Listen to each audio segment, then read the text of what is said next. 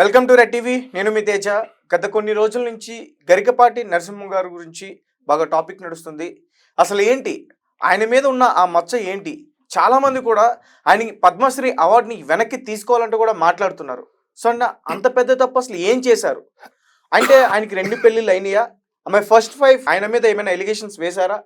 అసలు పూర్తి విషయాలన్నీ కూడా మనం తెలుసుకునే ప్రయత్నం చేద్దాం. ప్రస్తుతం మనతో పాటు ఇదే విషయాన్ని డిస్కస్ చేయడానికి ప్రముఖ సీనియర్ జర్నలిస్ట్ మహేష్ ఉన్నారు. ఆయనతో మాట్లాడదాం.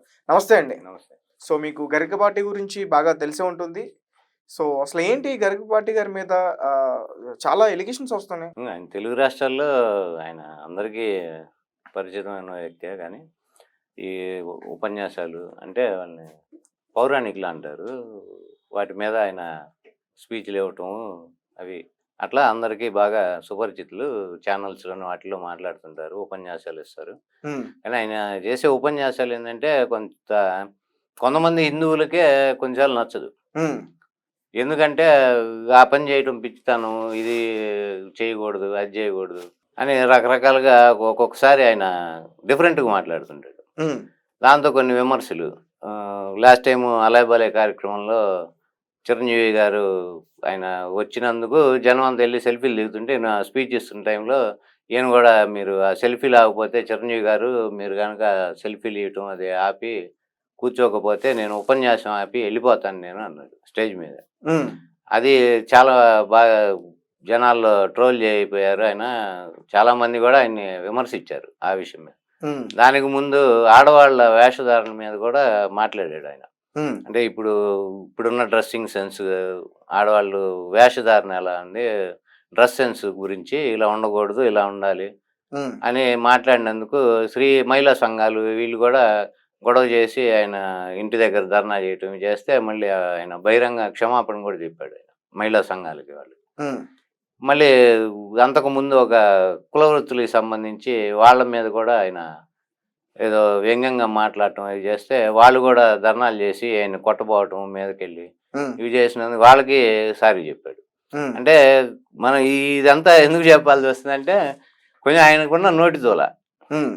ఇప్పుడు పబ్లిక్లో 10 మందిలో మాట్లాడేటప్పుడు విచక్షణతో మాట్లాడాలి, ఏదన్నా కాంట్రవర్సీ కాకుండా. అది కోల్పోయి మనిషి అంతమంది జనం ఉన్నారు అని అదో అత్యుత్సాహం ఏమో కానీ డిఫరెంట్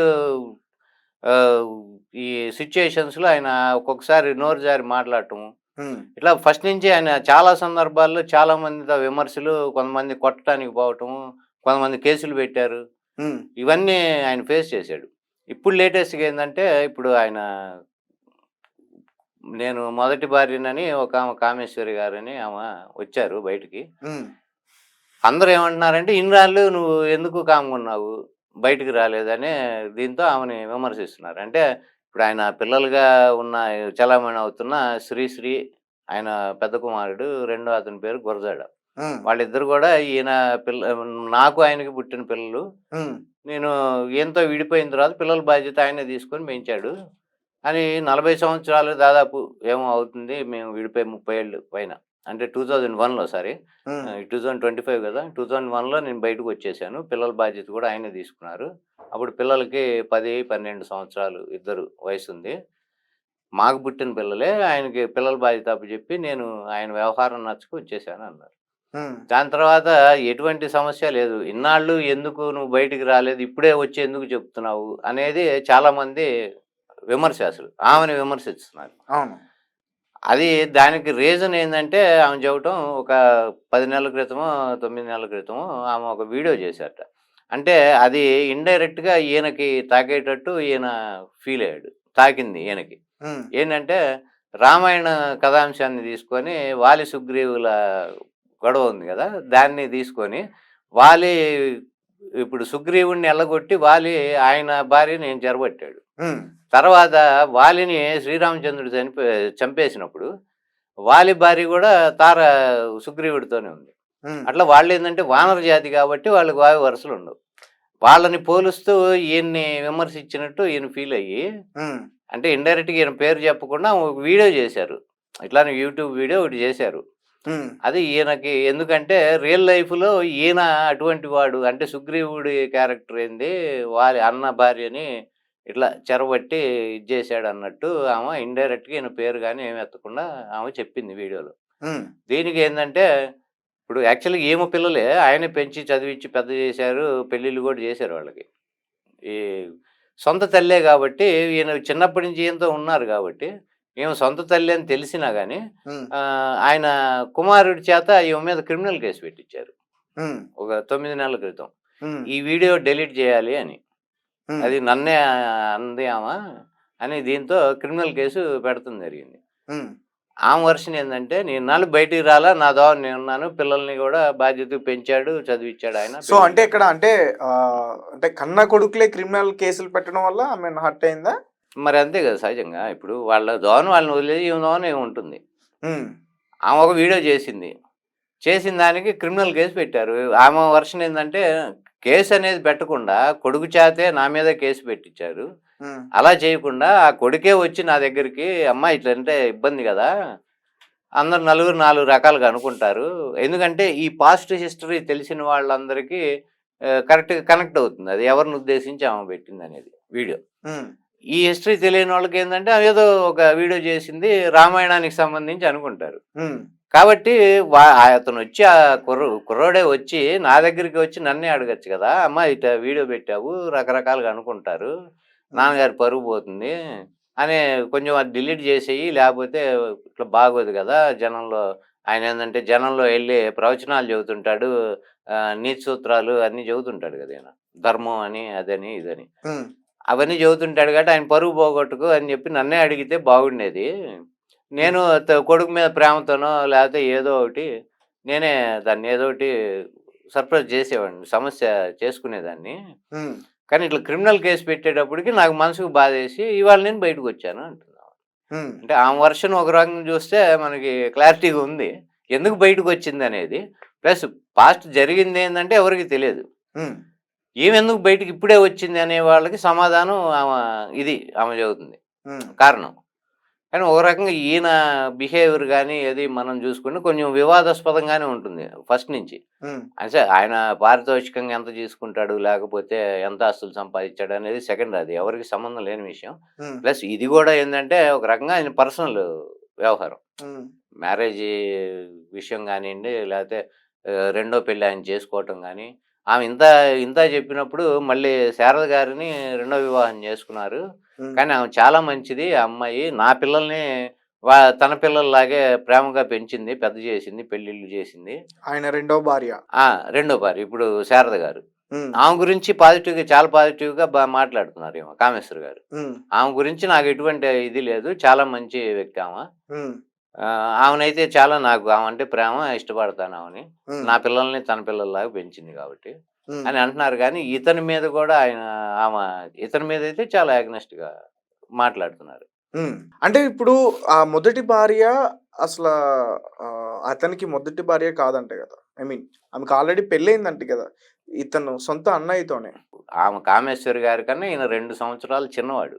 గరికపాటి నరసింహారావు గారు. ఉమ్, ఆయన ఏదో ఉద్యోగరీత్యానో ఏదో వేరే ప్లేస్‌కి వెళ్ళటంతో ఈమె బాగోగులు చూసుకోవటం అది ఈయన చేస్తూ ఆమె ఎట్లా పోల్చారు అంటే రాముడు పర్ణశాలలో రామలక్ష్మణులు సీతా సమేతంగా ఉన్నప్పుడు మారీచుడు మాయలేడు రూపంలో వచ్చినప్పుడు రాముడు వెళ్ళాడు.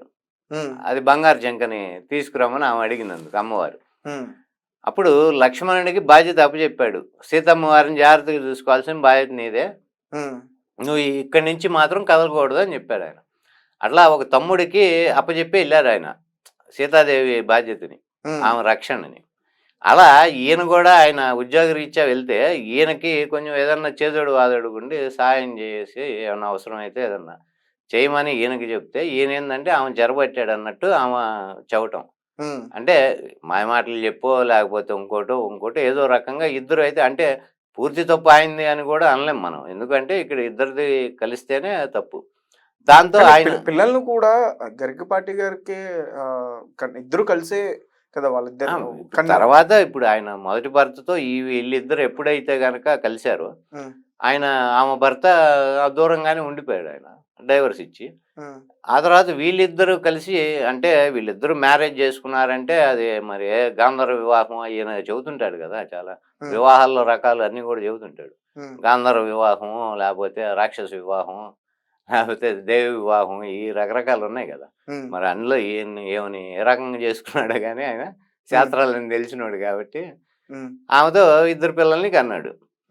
తర్వాత ఆమెకి ఈయన ఈ పిల్లల బాధ్యత ఏమే మొత్తం చూసుకుంది ఇంట్లో. వాళ్ళకి 10-12 సంవత్సరాల వయసు వచ్చేదాకా.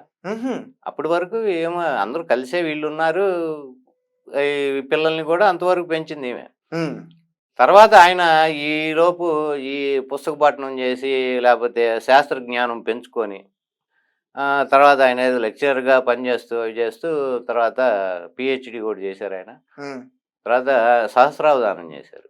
అంటే పాండిత్యం విషయంలో మాత్రం మనం ఆయన్ని అది ఒప్పుకోవాలి. ఎందుకంటే మహాసహస్రావధాని ఆయన. సహస్రావధానం సామాన్యమైన విషయం కాదు. సరస్వతి కటాక్షం ఉంటే తప్ప అది అందరికీ సాధ్యమైన విషయం కాదు. ఆ విషయంలో ఆయన దిట్ట. సహస్రావధానం చేశారు. అంటే పృచ్ఛకులు 1000 మంది ఎవరు ఏ ప్రశ్న అడిగినా కానీ దానికి సమాధానం చెప్పగలిగి ఉండాలి కూర్చుని అవధానం చేసే ఆయన. అట్లా ఆయన చేశాడు సహస్రావధానం. అది పబ్లిక్ గానే జరిగింది, అది రికార్డెడ్ అది. కాబట్టి అంత విద్యున్న మనిషి ఆయన. కానీ ఈ పర్సనల్ మ్యాటర్కి వచ్చేటప్పటికి మనం ఇప్పుడు సమస్య అదే కదా చాలా చోట్ల. ఇటు పాలిటిక్స్ లో కానివ్వండి, ఇటువంటి ఈ రంగాల్లో కానీ రకరకాలుగా వాళ్ళు ఎంత షైన్ అయినా కానీ పర్సనల్ విషయాలకు వచ్చేప్పటికి ఇట్లాంటి వివాహ సంబంధాలు లేకపోతే ఎక్స్ట్రా అఫైర్స్ ఇవి బయటికి లాగి వాళ్ళని ఇది చేయటం. కానీ ఇక్కడ ఏంటంటే ఈయన ఆ పని చేయకుండా ఉంటే బాగుండేదేమో. ఆమె మీద క్రిమినల్ కేసు కొడుకు చేతే పెట్టించడం. ఎందుకంటే ఆయన కొంచెం రూడ్గా వెళ్ళే మనిషి కదా. మనం ఇందాక చెప్పుకున్నట్టు వివిధ సందర్భాల్లో కూడా నోరు అత్యుత్సాహంతో నోటి దోలతో మాట్లాడటం, దానివల్ల సమస్యలు తెచ్చుకోవటం, లేకపోతే దాడికి వాళ్ళు పాల్పడి తన్నబావటం, ఇక్కడ దాకా తెచ్చుకుంటాడు ఇంటి మీద. అట్లానే ఇప్పుడు ఇంటి మీద కాకుండా ఆయన లైఫ్ మీదకి తెచ్చుకున్నాడు. ఏంటంటే ఒక లైఫ్ కో అంటే ఇప్పుడు ఈ ఒక్క చిన్న సిచ్యువేషన్ ఈ రోజు వరకు కూడా ఎవరికి తెలీదు. బట్ ఇది ప్రతి ఒక్కరికి తెలిసిపోయింది. ఎందుకంటే ఆయన భక్తులు కావచ్చు, ఆయన అభిమానులు కావచ్చు, అందరూ కూడా అతన్ని అంటే ఒక మంచి వ్యక్తిలా చూస్తారు, గురువులా చూస్తారు. ఒక గౌరవప్రదంగా ఆయన్ని గౌరవిస్తారు, తీసుకెళ్లి ఉపన్యాసాలు అవి ఇప్పించుకుంటారు. అందువరకు బాగానే ఉంది. కాదు దీనిలోనే ఈయన వివిధ సందర్భాల్లో వివాదాస్పదం. ఇప్పుడు మనకి కాంపిటేటివ్గా మనకి చూడండి, ఈయన కాంపిటెంట్గా మనకి ఈయనున్నారు చాగంటి కోటేశ్వరరావు గారు. అవును. ఆయన ఎప్పుడు వివాదంగా మాట్లాడటం, ఆయన మాట్లాడింది వివాదం అవటం కానీ, ఒక మనిషిని అర్చు చేసినట్టు మాట్లాడటం కానీ ఎప్పుడు మనం చూడలేదు. ఆయన స్వభావం కొంచెం వేరుగా ఉంటుంది.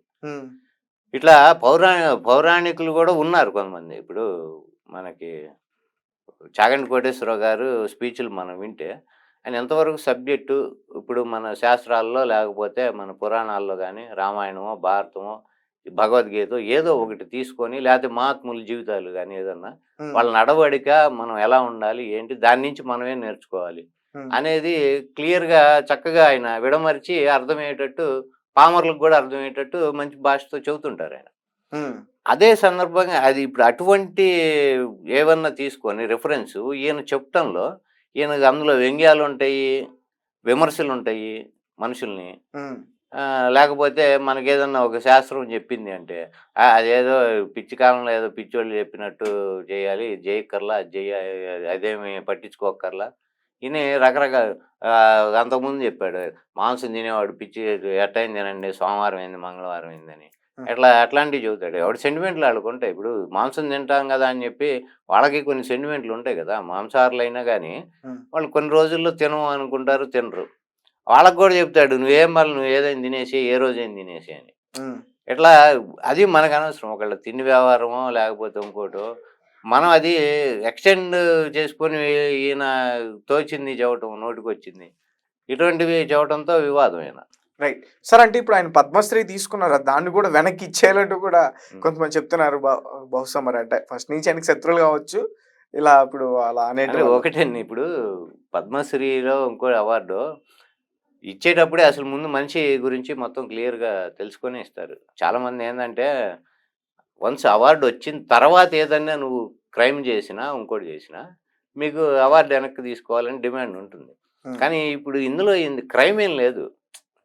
మీకు అర్థమవుతుంది కదా. అంటే ఒక క్రైమ్ ఏం లేదు ఇందులో, నేరం అయితే బయటికి ఎక్కడా మాత్రం లేదు. అది ఎట్లా వెళ్తుందంటే ఒక ఆడ మనిషికి ఈయన ద్రోహం చేశాడు అన్న టైప్ లో ఇప్పుడు మాట్లాడుతున్నారు. ద్రోహం అయితే ఈయనేమో ఆమెను ఎల్లగొట్టలేదు కదా, ఇంకోటి చేయలేదు కదా. ఆమెకి ఇష్ట ప్రకారం ఆమె దూరంగా వెళ్ళింది. స్వయంగా ఆమె చెప్పింది ఆమె మాటలు. స్వయంగా దూరంగా ఆమె వెళ్ళింది. కానీ ఇక్కడ దీనిలో కొట్లాటలు, తగులాటలు లేకపోతే కేసుల దాకా వెళ్ళింది అటువంటివి ఏం లేవు గతంలో. ఉమ్, ఎవరు ఇద్దరికి విడివిడిగా వాళ్ళ ఇష్ట ప్రకారం ఉన్నారు. దీనిలో క్రైమ్ ఏమీ లేదు, ఏం చేసిన నేరం ఏమీ లేదు, ఆమె నేరము అంతకన్నా లేదు. కానీ ఇప్పుడు పద్మశ్రీ వెనక్కి తీసుకోవాలి అంటే ఏ కారణంతో వెనక్కి తీసుకోవాలి? చాలామంది లైఫ్‌లో మనకి 2 పెళ్ళిళ్ళో, 3 పెళ్ళిళ్ళో ఉన్నాయి. ఉమ్, అందుకని అవార్డులు వెనక్కి తీసుకోవటం అనేది అది అసంబద్ధం అసలు. అంటే ఏదో ఒకటి మనకెట్లా ఉందంటే సొసైటీలో ఎవడి మీదన్నా ఒకటొచ్చిందంటే ఇక రంధ్రాన్వేషణ అనమాట. ప్రతీది వాడి గురించి. అవార్డులేంది ఇప్పుడు పీహెచ్‌డీ చేసాడాయన. ఉమ్, పీహెచ్‌డీ కూడా అది క్యాన్సిల్ చేయాలా? ఉమ్, డాక్టరేట్. ఆయనకి డాక్టరేట్ వచ్చింది. అయి కూడా క్యాన్సిల్ చేయాలి. ఇప్పుడు అవధానం చేసాడాయన సహస్రావధానం. మరి దాన్నేం చేస్తారు? ఆయన పాండిత్యాన్ని వెనక్కి తీసుకోలేరు కదా! పద్మశ్రీని వెనక్కి తీసుకోమంటారు గానీ, పాండిత్యాన్ని తీసుకోలేరు కదా! ఇట్లా సహస్రావధానము, పీహెచ్‌డీ లేకపోతే ఇలాంటివి ధర్మం గురించో, దేని గురించో ఆయన ఇట్లా ఉపన్యాసాలు ఇవ్వటం గానీ, ఇవి గుర్తిచ్చి పద్మశ్రీ ఇచ్చారు గానీ, అంతే కదా! ఈయన స్వచ్ఛంగా ఇంతకుముందు పెళ్లవ్వలేదు, ఏకపత్ని వ్రతుడు అనే కాన్సెప్ట్‌తో అవార్డ్ ఇవ్వలేదు కదా!